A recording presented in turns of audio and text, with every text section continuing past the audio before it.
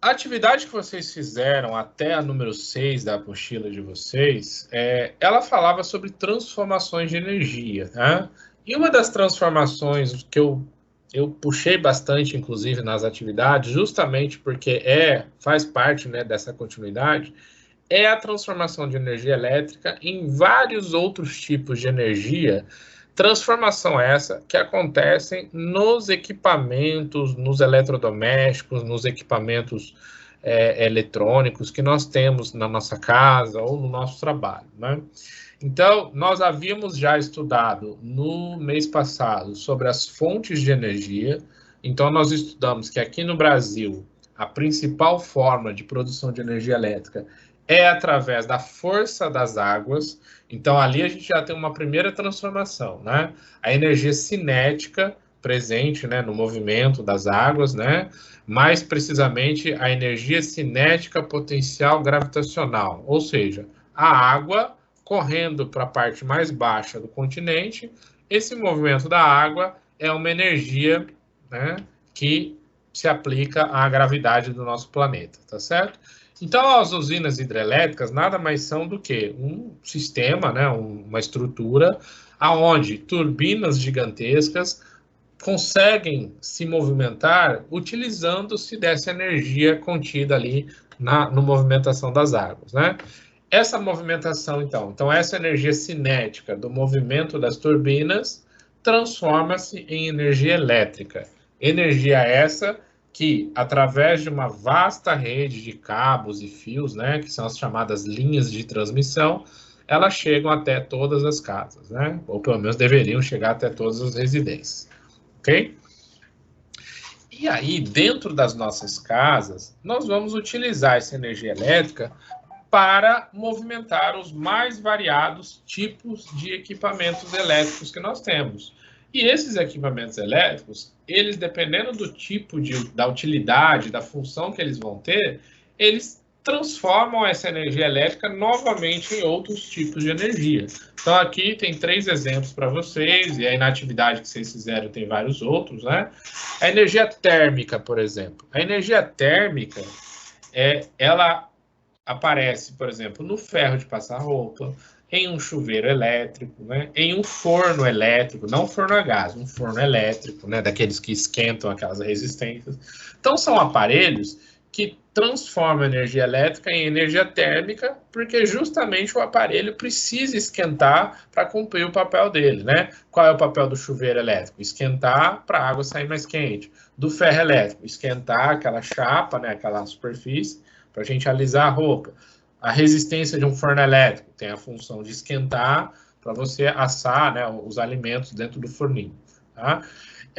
Alguns equipamentos elétricos transformam a energia elétrica em energia cinética. Energia cinética é aquela energia que a gente consegue captar ela, perceber ela através do movimento. A mesma energia que tinha na água se movimentando, vira eletricidade e depois vira energia cinética de novo, né?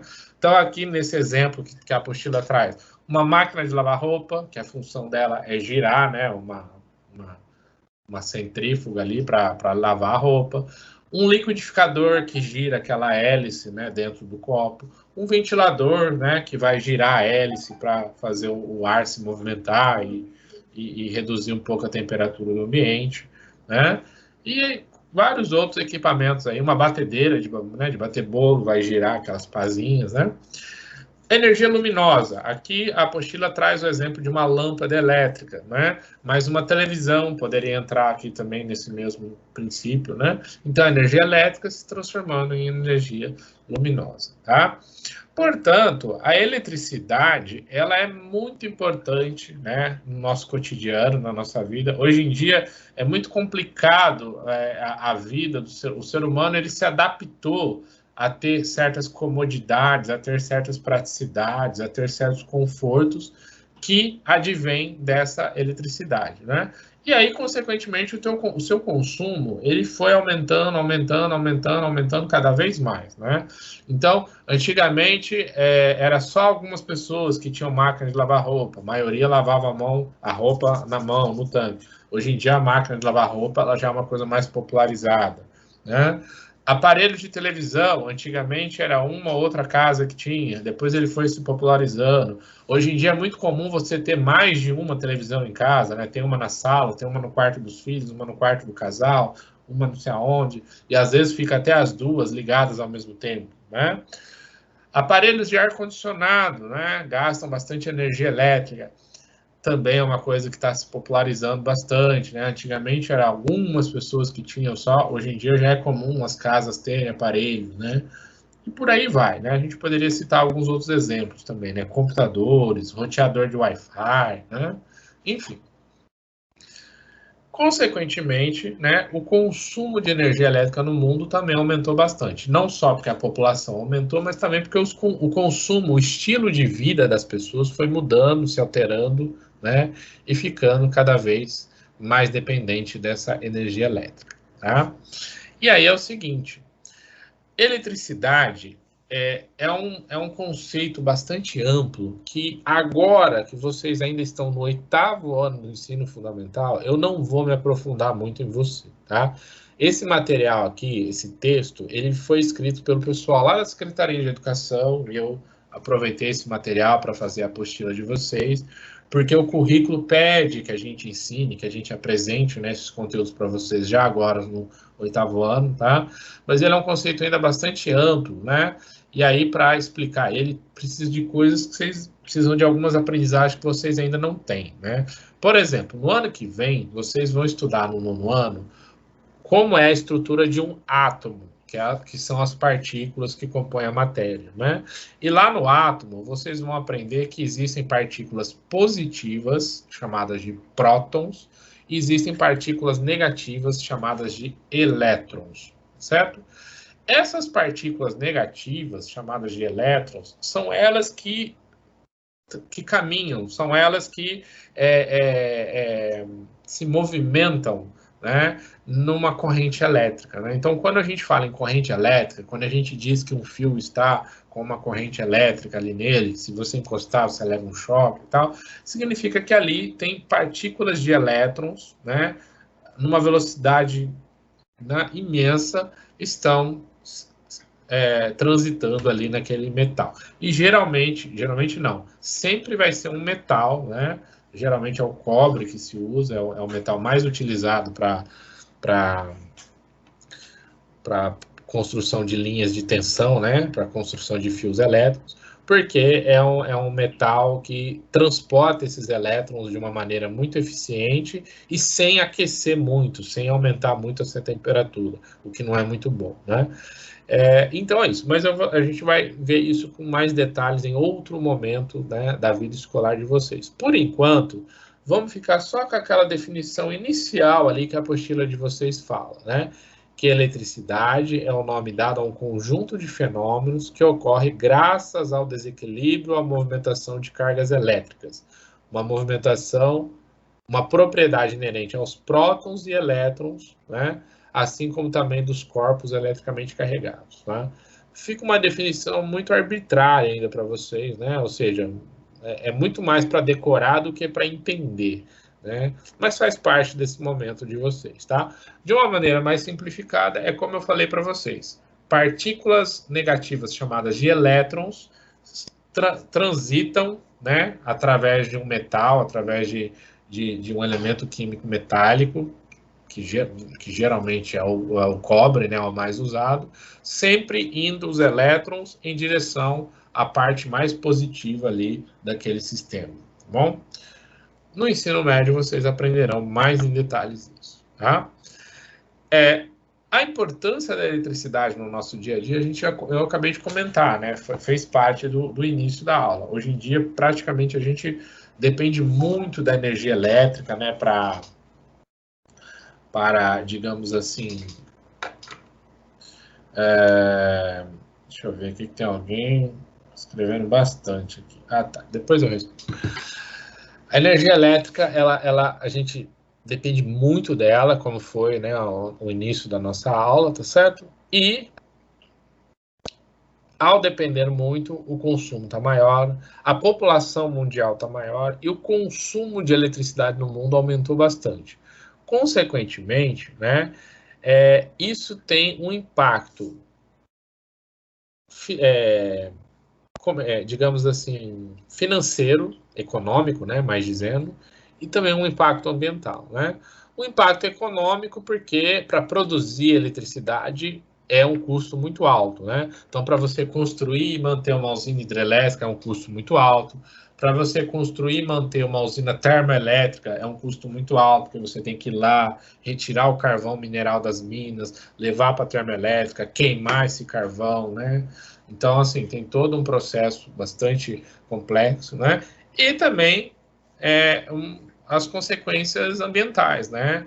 Eu falei para vocês agora da hidrelétrica, que é a forma de produção de energia mais comum no Brasil. Ela é relativamente limpa, né? Ela não causa tantos impactos ambientais, a não ser o impacto ali mais na biodiversidade de seres vivos daquele rio, né? Que é represado e tal, né? Já a termoelétrica, que é a forma mais usada no mundo, né, 40% aproximadamente da energia elétrica do mundo é produzida a partir da queima de carvão mineral.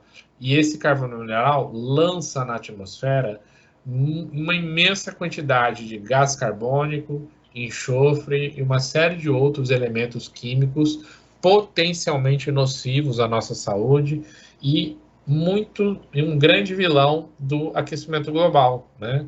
Lembra que a gente estudou sobre o aquecimento global, né, há um tempinho atrás? Então, pois é. Então, a gente já falou disso, né? Então, quando se fala em um consumo consciente de energia elétrica, a gente está falando em questões econômicas, ou seja, para economizar, para gastar menos, para a gente ter uma conta de energia mais barata no final do mês, e também uma questão ambiental, né? Para que a gente polua menos, para que a gente cause menos impacto no ambiente como um todo. Tá? A apostila de vocês tem também esse gráfico aqui que vai mostrar um pouquinho, né, do percentual de gasto de energia elétrica de alguns dos principais equipamentos elétricos da nossa casa e um tempo médio de horas, né, que geralmente se usa, né? Então, o último ali, ele está um pouquinho coberto, né? Porque eu não sei por que aqui, mas é o ar-condicionado, né? Um ar-condicionado ligado aproximadamente 9 horas por dia, então vamos imaginar que você liga o ar à noite, fica com ele a noite toda, né? E aí você desliga ele, ou ao contrário, né? Vamos imaginar que é uma empresa, né? Uma escola, uma empresa, um escritório, que quando chega de manhã, liga o ar-condicionado e desliga no final do dia. Ele tem um gasto de quase 200 mil kWh, né? Ou seja, ele é um dos principais é um equipamento extremamente custoso, né? Vamos dizer assim, em relação à eletricidade, né? Então, quando a gente fala em economia de eletricidade, um ar-condicionado é um dos primeiros equipamentos a se repensar, né?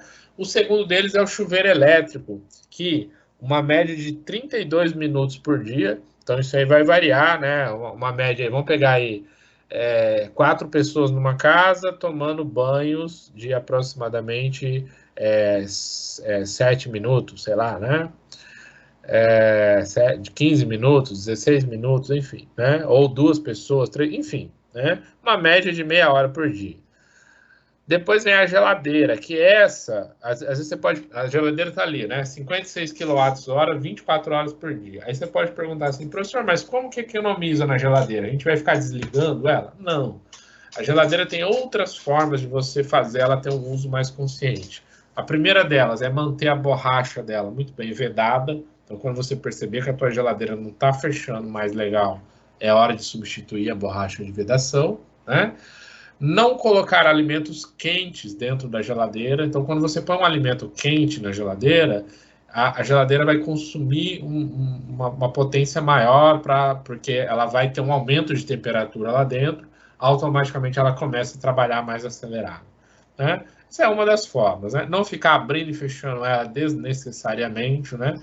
Aquela coisa de você abrir a geladeira, ficar olhando lá dentro e aí, não gostei de nada, e fecha a porta, né? Também aumenta o gasto. Ventilador, 8 horas por dia, né? Com esse calor de Cuiabá é difícil, né? A gente usa até mais do que isso.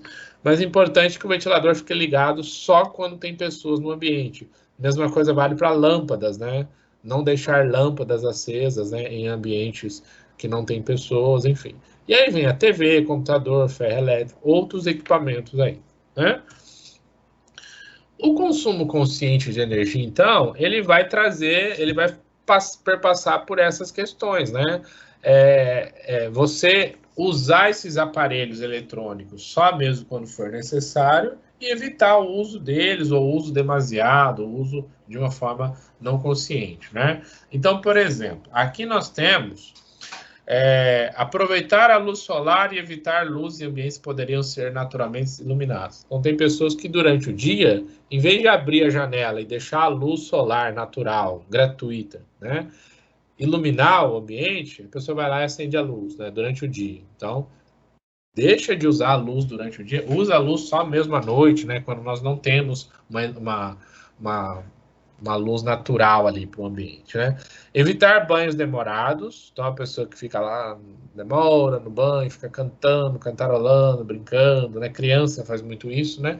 E ajustar a chave da potência para um nível confortável de acordo com a estação do ano, né? Então, Cuiabá, com esse calor que faz, é totalmente passível tomar banho na temperatura natural, né? Na temperatura ali, do jeitinho que vem a água, né?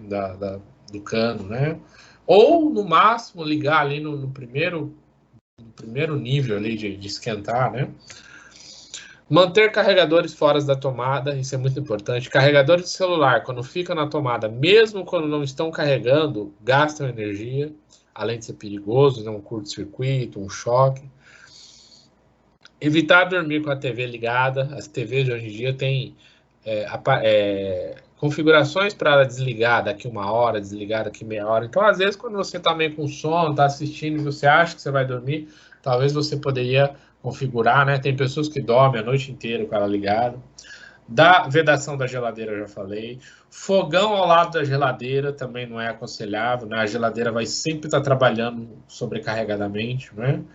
Lâmpadas mais eficazes, né? Aqui ele fala em lâmpadas fluorescentes compactas, e esse texto está até um pouquinho desatualizado, né? Porque hoje em dia nós temos as lâmpadas de LED, que são extremamente econômicas, né?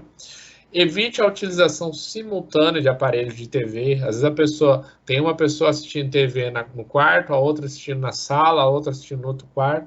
Além de dividir a família, né? Tem um consumo aí exagerado. Desligar todas as luzes ao sair de casa ou deixar o ambiente. Tem pessoas, às vezes, que durante a noite, né, deixa a luz da cozinha, da sala, do quarto, do corredor, da garagem, do fundo, do quintal, tudo aceso, né? Desnecessariamente. Então, assim, tentar manter as luzes acesas somente mesmo nos ambientes que tem pessoas, ou só quando realmente for necessário, por uma questão de segurança, enfim, né? E esse aqui é importante, quando a pessoa vai fazer uma viagem longa, tirar os aparelhos da tomada, porque mesmo desligado, os aparelhos têm uma função chamada standby, que eles ficam consumindo um pouquinho de energia, né? Então a TV, quando está na tomada, mesmo desligada, está consumindo um pouquinho de energia. Mesma coisa vale para um forno micro-ondas, mesma coisa vale para um aparelhinho de receptor de TV por assinatura, um roteador de Wi-Fi, né? Quando não está sendo, mesmo quando não tem mesmo quando não tem nenhum aparelho ali conectado a ele, ele está liberando sinal ali, né? Então são questões assim que precisam ser repensadas, tá certo?